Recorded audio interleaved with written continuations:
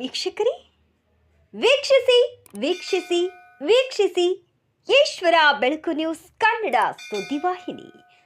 ವೀಕ್ಷಿಸಿ, ಮೊದಲಿಗೆ ಸಬ್ಸ್ಕ್ರೈಬರ್ ಮಾಡಿ, ಶೇರ್ ಮಾಡಿ, ಕಮೆಂಟ್ ಮಾಡಿ, ಒಂದು ಲೈಕ್ ನೀಡಿ, ಬೆಲ್ ಐಕಾನ್ನ ಕ್ಲಿಕ್ ಮಾಡಿ.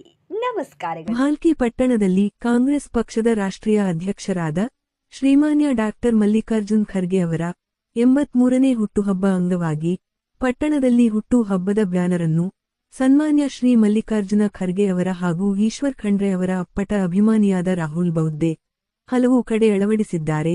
ಬ್ಯಾನರ್ ಅನ್ನು ನೋಡಿ ಸಾರ್ವಜನಿಕರು ಬಹಳ ಖುಷಿಯನ್ನು ಪಟ್ಟಿರುತ್ತಾರೆ.